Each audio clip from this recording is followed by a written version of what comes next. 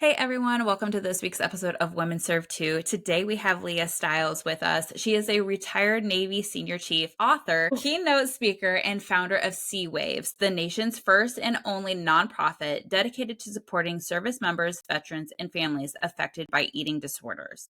After more than 20 years in uniform and a 30-year personal battle with an eating disorder, Leah now shines a light on the silent struggles within military life, turning her story into advocacy, education, and hope for others. So, Leah, thank you so much for being here today. Thank you so much for having me. I'm so excited to talk about Sea Waves and how you kind of use your military journey and kind of created this nonprofit. But first, let's go all the way back to why you joined, why you chose Navy, and essentially your own military experience. Yes. Okay. So we're going to go back to 2001. I can hear the rewind speaker, going all the way back to 2001. And where was I? I was in upstate New York and I was trying to figure out like what my long-term plan was.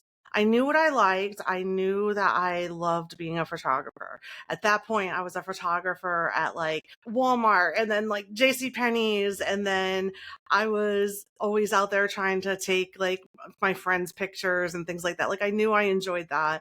And then I heard that they had photographers in the Air Force. And I was like, wow, that's kind of cool. So I kept going to the Air Force recruiter and like trying to get to see the Air Force recruiter. And I don't know if they were always at lunch or if I got them during like stand down or something, but I could never ever get to the Air Force recruiter. And then the Navy recruiter kept seeing me come to the door.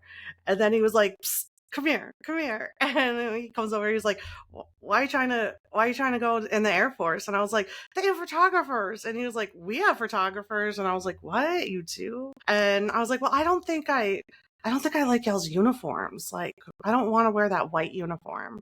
And I was like, I don't want to live on a ship. And he was like, no, we don't live on the ship.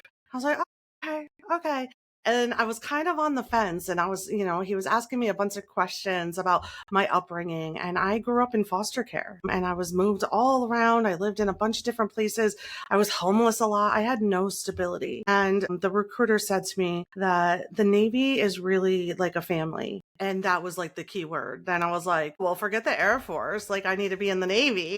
And that was it. And I went to MEPS and he was able to get me photographer's mate. And I was like, okay, I'm in. So, with being a photographer in the Navy, and in 2001. So let's kind of rewind there. Was this before or after September 11th? My first day of photography A school was 9/11. So how did that dramatically impact training, or did it at the Oh, time? oh, it did. Oh, it did. Photography A school is located in Fort Meade, Maryland. And I had gotten there a few weeks earlier. I graduated boot camp a few weeks earlier and they were like waiting to class up, for the new class. I was on the base and I definitely saw a difference of like the lackadaisical life of the, couple weeks over the summer where we were kind of in a holding pattern. We were doing marches and, base cleanup and all of that stuff. And that day, I just sat down at the desk. Everybody had just like walked in and, found their first seat on the first day of class. And then we weren't even sitting yet and somebody busted in the door and they were like, turn on the TVs. So I'm at Defense Information School. That's where photography school is held. So, the information immediately everywhere. We have newsrooms everywhere. Like everything stopped to lock in, to update. And then, leaving the schoolhouse later that day to walk back to the barracks. And just everything was different. Everybody was in full Kevlar and it just looked like lockdown, like quickly. And I had no idea. I had never witnessed a shift from like, I guess, oh gosh, it's been a while, Brittany, but like from Charlie to Bravo to Alpha, of the lockdown of the base. I think I got that right. Somebody will correct me. Maybe it was the other way. Oh my gosh. But, watching it happen and like the whole tone on the base changed. So with you being a photographer there, did you have to deploy a lot and take like pictures over there, or what did your job essentially consist of with being a photographer? So there's so many different platforms where photographers go. So over the 20 years of my career, I have served on aircraft carriers at an expeditionary combat command, shore duty. I was at the submarine force. I retired out of the submarine force. We have photographers everywhere, at least back then. So halfway through my career, they merged. The photographers merged with the journalists, the draftsmen, the lithographers, and we became mass communication specialists. It was like that halfway through my career, that 10-year mark was like a big pivotal point. So much changed in me and my service in the Navy. I made chief right at that same point too when we all merged. So my job like drastically changed right around that time that I made, E7, and now I'm more into leadership and less into holding the camera. And that was a whole transition. I didn't want to let go of my camera. But yeah, there's so many different platforms and the job changes everywhere, from taking studio appointments, with the hands and the flags behind you, to I was a presidential photographer for the day. That was pretty cool. Yeah, meeting lots of celebrities. It's a cool gig. So it sounds like you had a very wild time being a photographer. Like, it's so cool to be able to do so many different things in just your career fields. But as I mentioned in your bio, you created a nonprofit, and is the only nonprofit addressing eating disorders within the military. So can you speak a little bit about how that affected your military service, and kind of when you knew you had one? So that's actually really interesting with the timing. So I had my eating disorder before I joined the Navy. I had my eating disorder since I was 11. I thought that I was better, or, recovered, or whatever that was. So, I joined the Navy. I was so ready. And then, of course, we talked about first day of training on 11. That shifted everything. And then just coming into the military with already a lens around mental health, I really did get to see a shift at that 9/11 time. So, before 9/11, the way we talked about PTS was very different versus after. And that whole kind of decade, right after 9/11, I saw a shift as a leader, and in around that specific mental health issue and the way that we talked about it. We thought it was the generation before us. And I kind of saw during that decade the shift where we realized, like, it's not just a war thing. And leadership started learning about it. As peers, we started learning about it. We could recognize it. We could find support for it. And then I just kind of um, always hoped that the eating disorder conversation would come right behind it. Like, I saw the growth in that one, and I knew that eating disorders were a mental health issue. And so I kept thinking that, it's going to become a thing that we recognize, we talk about, we support. And it wasn't happening, not that first decade, and then certainly not the second decade of my service. And so as time went on, I saw more and more, not only through my own journey, but also as a Navy spouse. And then later as a Navy mom, when I was active duty, my son joined, and then he was active duty at the same time. I really got to see the lack of care, knowledge, information, resources, all those things around eating disorders. I saw that gap. So let's talk about that, because I feel like with any mental health, there's always a stigma, but people may not consider eating disorders a mental health situation or crisis. So explain what an eating disorder is and how it is a mental health condition. Oh, that's a really good question. And you're right. That's exactly part of the problem, is there's a lot of misinformation around there. So yes, eating disorders are mental health issues. They're biological, physiological, emotional, mental, multi-layered issues that stem from any number of factors or layers: genetic factors, stress, trauma, lack of support, lack of comprehensive care. All of these things can kind of create a perfect storm. But eating disorders are listed in the DSM-5 under mental health issues and or mental health illnesses. And in fact, they're the second deadliest mental health issue that exists. Actually, more of a higher mortality than PTSD. And so that's part of the problem, is some people don't even know they are mental health issues, nonetheless have the second highest mortality. And the number one cause of death of somebody with an eating disorder is suicide. And that tells us right there that it's the mental part. So what inspired you to speak openly about, your battle with, because you've had this since you said early on. and throughout your military career. So this was like a 30-year battle. So what made you decide to speak openly about it and eventually create your nonprofit? So the answer is actually the order was interesting to me.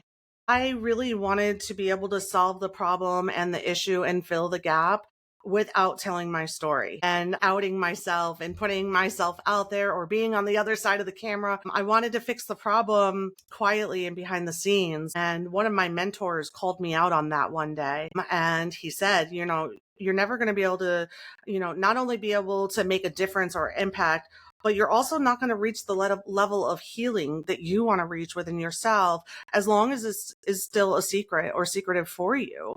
Eating disorders thrive in the dark and in secrecy and in lies. So I got a little offended by his input and a little bit spiteful, and that combined with a glass or two of wine, I took to social media in a way that I never had before. I was really private up until that point. I have always had a really big network and connections on social media, but I was very private. But not that night. I spilled the beans. I spilled the tea. I poured it all out on Instagram, LinkedIn, Facebook. And I said, friends, family, shipmates, coworkers, everybody really kind of got the whole truth at the same time. Different people in my life had put together like pieces or wondered, but I allowed them to think. When I was hospitalized, when I was dying in the hospital, I allowed people to believe that I was still on deployment. I didn't want them to know that I was sick in the hospital, especially with that. My kids didn't know the whole truth. And so that day I just kind of ripped the Band-Aid off and I put all the information out there. And honestly, what happened was it really created kind of a movement. People started reaching out to me and, bravely telling me their story. Like, that's me or my shipmate or my brother or my mother, people were pointing it out, or my loved one just pointing it out and sharing with me. And then they would kind of all, those conversations really led to the same way. It led to, okay, so identified that, I called it what it is. And now what? And so, reflecting on my journey and as a wife, as a mom, as a senior chief, I didn't have a quality now what answer to give anybody. And that bothered me. So I do have like some questions for, people who are listening. Like, what made you realize that you had one? Because sometimes I feel that some people, regardless of the mental health issue or mental illness, however you want to label it, they don't realize that they have it. So how did you recognize in yourself that you had it? Right. So we talked about that. I was diagnosed with anorexia at age 11. By 12, I had been inpatient a few times at the hospital. I still didn't really believe it, that I had it or that was me. And that's another trap when it comes to eating disorders, is you do minimize it. You do think that you're never really sick enough, or that it's never really real, or that it's never really, at that bad, and that's all part of the myth and the sickness. Even when I was inpatient in the eating disorder hospital with an NG tube up my nose, living on an NG tube for months after month, I did not think that my eating disorder was bad. And it wasn't until they called my family in and offered me palliative care that it occurred to me that, like, this is literally killing me. This is taking my life. This is taking my relationships. This is taking my career. And so I think that, in the military community, especially where it's really hard to get a screening or resources, people they don't feel that validation that their struggle is a disorder or an illness. They don't feel that validation without a diagnosis. And so that's part of why I speak, is that, like, if you are having struggles with your relationship with food or your body, and it's impacting your life, your relationships, your quality of life, your peace, your mind, if it's impacting those things, you deserve support. So, how can we dispel the misconception that eating disorders only affect like a certain look or body type? And why is it important to emphasize that it could essentially occur with anybody or any size? Right. And that's where we have to look to data and research instead of the media, right? Like, so much of what people think they know about eating disorders stems from the Lifetime channel or talk show hosts in the 80s and 90s, or, these days, TikTok and Instagram, we think that there's a look, stereotypical idea that it's young, white, teenage or young adult females. And that is not factual. The data and research shows us, in fact, in the military community, it's 1/3 of females and 1/5 of males that are struggling with this. So it's not that much of a difference. Like 1/5 of males is still very significant. And then we look at the age ranges and we look at, the other backgrounds and factors, um, and eating disorders do not discriminate, by all means, not by branch, not by rank, not by age. And I'll throw one out there that catches people most of the time, not by body size. You cannot tell by looking at the shape or size of somebody's body and determine if they're struggling with an eating disorder. How does, because we focused on like the military aspect, like how does the military's focus on the fitness and body standards, and especially now since they're revamping a lot of it, right? Like sometimes unintentionally fuel disordered eating. Yeah, that's a really good question, right? Because we know that we want a lethal military. We know that we have to have standards, in our military. And it's really important to be clear about what each of those mean, right? And the intention behind them. The buzzwords right now are fit, not fat. And my story was recently shared on many of the military publications like military.com and Navy Times, Facebook page and all these different places. And, we've been having some great conversations in those comment sections, actually.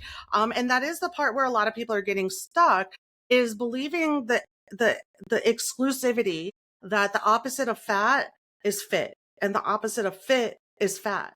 And that's not factual, right? It's a buzzword. It flows like one or the other, but let's dig into it, right? Like, if what we're doing to prepare ourselves for those standards, the arbitrary numbers, the height, weight, the measurements, BMI in some cases, I know that's not part of the mandatory military standards, but it's part of like doctor's appointments and things like that. So those numbers, first of all, that are arbitrary and were made in the 1800s by white men for white men. And so, doing the research, like, is that what our bodies are still like? And is everybody's bodies still like? So if what you're having to do is force yourself to do things to shrink your body, things we see on every base, right? Right before weigh-ins, we see the trash bags and the people rubbing the hemorrhoid cream and wrapping it in plastic wrap while they pop some laxatives and sit in the sauna. We challenge each other not to drink at all before we hop on the scale, to be the smallest that we can possibly be for that paperwork stamp. But then hurry up and hydrate again because you have to go out and run 1.5 miles as fast as you can. So all those things, if we're having to take those measures to meet those standards, and there's consequences to those measures, brain fog, delay in decision making, morale, all those things that affect our fitness. So for me, in that standard, at the consequence of other, health factors is that fitness. Let's talk about a little bit about how did that impact have on like the service members' overall health and readiness. What we see, and the research tells us, is it's surprisingly easy to get into what we call low energy availability. And this can be caused by a number of things: not bringing in enough calories, to meet your fuel, fad diets that exclude certain food groups. There's a number of different ways that your body can shift into low energy availability. Once you're in that, the things that come along with it, brain fog, delayed recovery time after injury or even just exercise, focus, decision making, all of those things, it can impact any number of those. And so then we can also add some of the pressures, some of the stress around if you fail. You could lose your whole career because of half a pound or half an inch, or your reputation based off that. The higher you go in rank, the more important these things are: quick thinking, decision making, brain focus, and career consequences, right? And so, these things layered. People have asked me before if I believed that the military's body composition assessment standards cause eating disorders. And I was really happy to clear that up. The answer is no, they do not cause eating disorders. However, in combination with some of the other factors we talked about earlier, genetics, other trauma, stress, comorbid conditions, it becomes becomes a breeding ground, part of that perfect storm. I love that you kind of mentioned like the side effects of it, right? Like not properly fueling your body. So like coming from a strength and conditioning and physical therapist background, if you're not properly fueling your body, you're not recovering well enough. And if you're not receiving, like for instance, carbs are your energy source. You need glucose for your brain. And if you're cutting out complete like food groups, there are factors and side effects that come with that. And especially with us women, like hormones play a huge factor. And if we're not properly fueling our body, there's so many things hormonally that could affect us. You're right. Absolutely. All those layers, they all play a part of it. And so you really just absolutely reframed exactly what we talked about of fitness and how fitness plays a part in that whole health, right? From hormones to fuel to mental health, right? That's part of the fitness. And so that's why I think it's so important for us to have those conversations, that we don't boil it down to the simplicity of fit, not fat, right? And then we also, I mean, we see people in very small bodies that are not fit, right? Mhm. By in all the criteria that we just mentioned. So that's not exclusive to that, like, you know, small, not okay, so they're not fat, so now, you know, they must be fit. And so yeah, it's important that we challenge those ideas and stigmas, and you know, the heart of what we're trying to say and get to, I think a lot of us agree with and are similar, is that we want a healthy fighting force, and that service members, you know, we want full health for them. And some of the language and the criteria and the stigma is driving the opposite of that. Yeah, and again, coming from like the marketing aspect, right? They're really good at hitting insecurities and the new fad diets or the new marketing words. One of the things I'll hear is, "Oh, I want to tone up." But I'm like, "But you do realize that's strength training." So, but they're afraid to lift more than heavier than a 5 pound dumbbell. Hmm. So, you know, the marketing gets a lot of people as well. And you're right. It's like you have to look at the holistic approach and the whole person because there's so many factors. Like I know so many people who are skinny, but there's no muscle, there's no strength. They're very frail because strength training is going to help with bone density. And as women, we're more prone to osteoporosis. So we need that strength training. So just because someone's skinny doesn't mean that they're healthy and vice versa. I mean, look at the American rugby player, Lona. Like she talks about it all the time about how technically her BMI is too high, but she's an Olympic athlete. So just because a person looks a certain way doesn't determine their health. Correct. And you're right. We see so many people that have a higher BMI and are strong and are fit and are ready. They are the picture of readiness, but they have to jump through some hoops and do some dangerous things to shrink their body to temporarily meet that standard and that way. And we've lost a lot of really great service members that were fit, but didn't fit in that cookie cutter number criteria that's been set for us. And then, you know, you brought up another good point about the media and fad diets and different things that come around.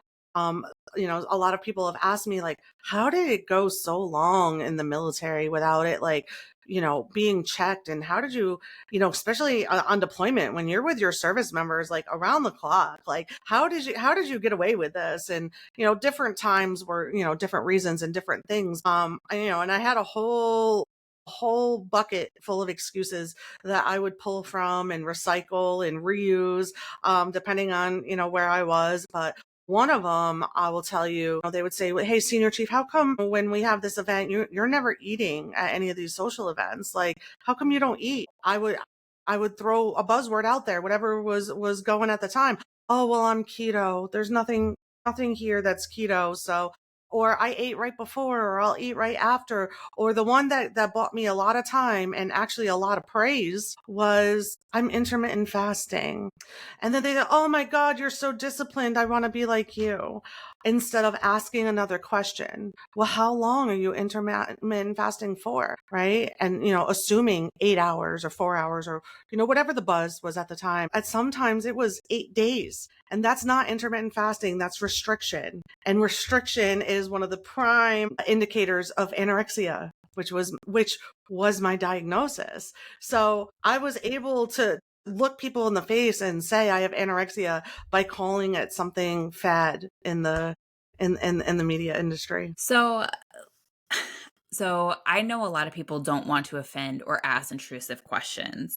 So what would have been a question that they could have asked you so you could have opened up or you not feel offended? Yes, that's such a good question too, because again, my journey kind of spanned, my eating disorder journey spanned 30 years, and then 20 years of that I was in uniform. And then I would say about 50% of any given time, I either really wanted help or somebody to ask the right question or to connect with me.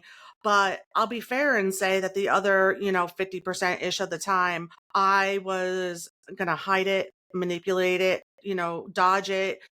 So let's lay that out there first, because, there's no magic timing and answer.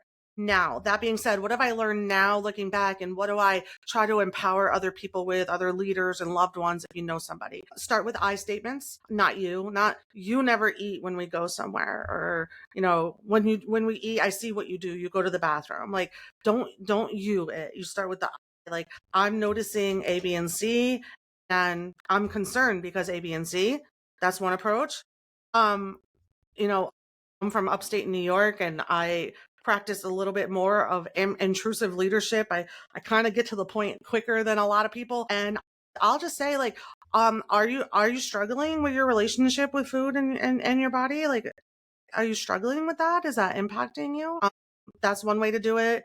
Obviously with care and concern and privately, we don't want to call anybody out about their body, what they're putting on their plate, any of those things in front of a group, or, like that. Like, these are private, important conversations that need to be handled with, like, with care. But I think the other thing, when I was the most defensive about protecting my eating disorder, which, by the way, is the part that bothered me the most about the whole thing, was, I really pride myself in being a transparent and honest person. That's one of my values and morals that I love a lot about myself. It took a lot of years for me to say that about myself.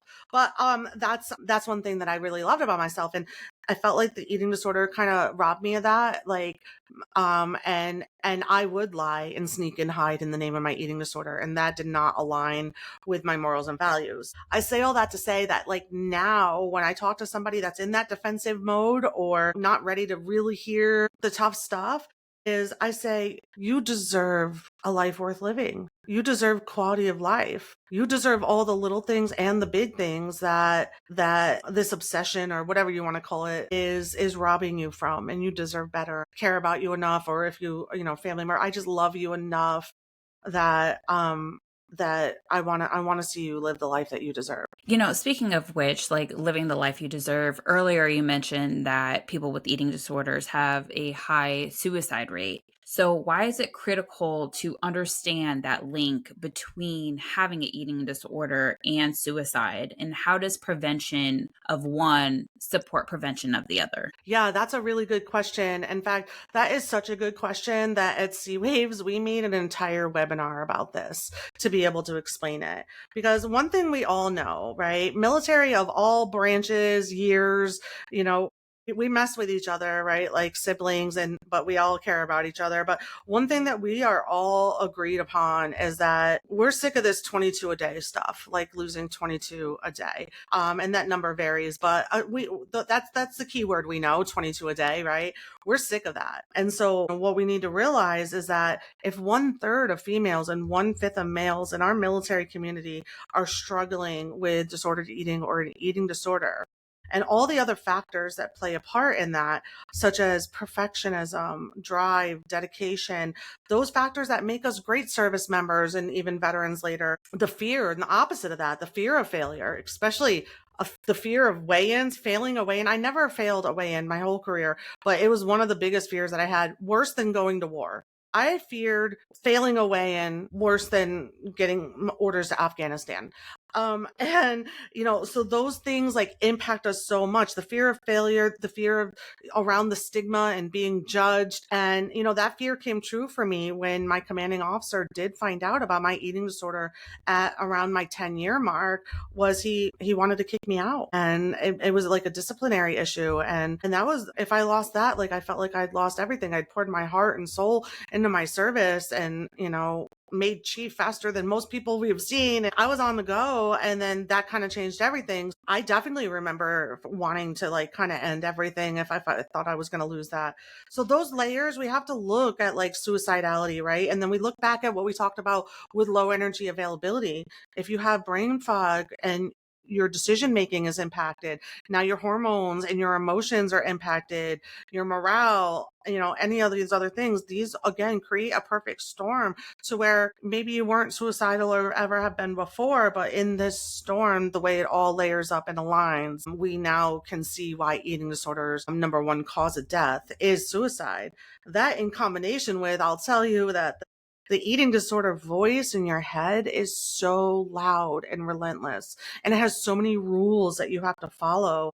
And some of them make sense and some of them never make sense. And, again, like when I've experienced, wanting to end my life, looking back a little bit more clearly, was I wanted to shut that voice up. I hear that a lot with people with PTSD too, is, those voices are very strong and it's very hard to silence them. And so they feel like the only way to silence them is to take their own life. And that is something that we need to stop or try to prevent. So, with that being said, for service members or for veterans or family members who are struggling in silence, what are the first steps that they could take, and what message of hope do you want to leave with them? Yes. First of all, I'll say your story doesn't end here, right? Like you get to write the next chapter. That's the hope piece, right?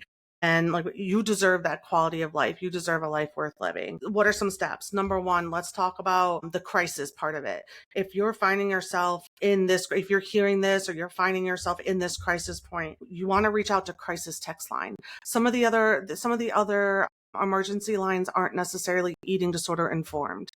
Crisis text line is. You don't have to be in a crisis in order to reach out to them. They'll talk to you at any time, and they're eating disorder informed. So if you text WAVES, UAVES, like C waves, to 741-741, you can get round the clock support, free, virtual, and listen, confidential. This does not go in your record. This does not go back to your command. This is confidential. And at the end of that conversation, if you want it completely scrubbed and deleted, you can even say that, like scrub and delete it too. So we love our partnership with Crisis Text Line. And then I will go so far to say is reach out to C Waves. We're here. We built this for exactly that, to fill that gap. And C Waves is actually an acronym. We talked about, how did it become? Really through my journey, every gap that I could see, I try to fill that. And even as time goes on, as we, develop and see these gaps, that's how C Waves grows, is to meet our community where we are. So C Waves is for active duty veterans, family members, caretakers, anybody connected to our military community. It doesn't matter your discharge. It doesn't matter if it was before 9/11 or after. We're here to support you.